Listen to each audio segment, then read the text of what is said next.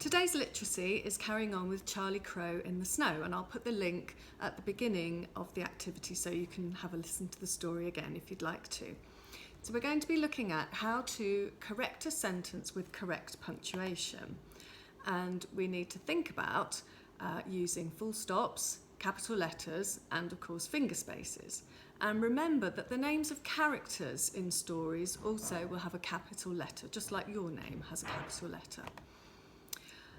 On the third slide, it says, can you correct the following sentences with your partner or with your adult? So I've written out the first sentence here, and it says, first the sun disappeared. Now, some of you will notice straight away that there are some things missing from this sentence, very important sentence superpowers. So what I'd like you to do is to correct those sentences on your paper. So copy it out. You could copy it out the wrong way, or you could just do it straight into the correct format. So we can see straight away that there is no capital letter at the beginning of that sentence. So the word first needs to have a capital F at the beginning. Okay. First, the sun disappeared. And there's something missing from the end of that sentence as well. There's no full stop, so we would need to put that in as well. So just checking through, we have a capital letter at the beginning and a full stop at the end, and there are finger spaces, and the sentence reads, first the sun disappeared. The next sentence is a little bit trickier. It says, Charlie and Squirrel peered into Bear's den.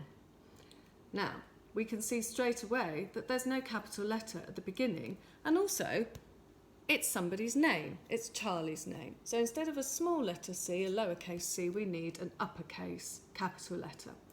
Charlie and Squirrel. Now, Squirrel is the name of one of the characters from the book.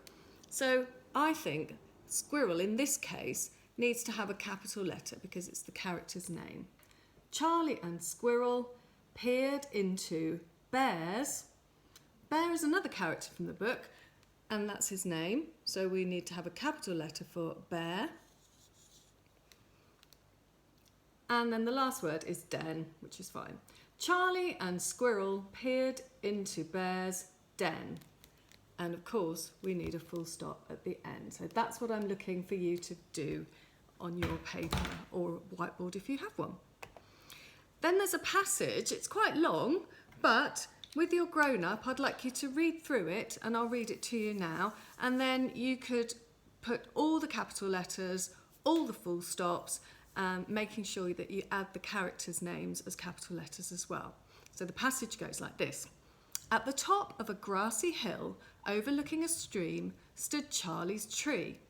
He was so proud of his magnificent home, sometimes Bear and Swallow came to visit, and they told stories and watched the sunset.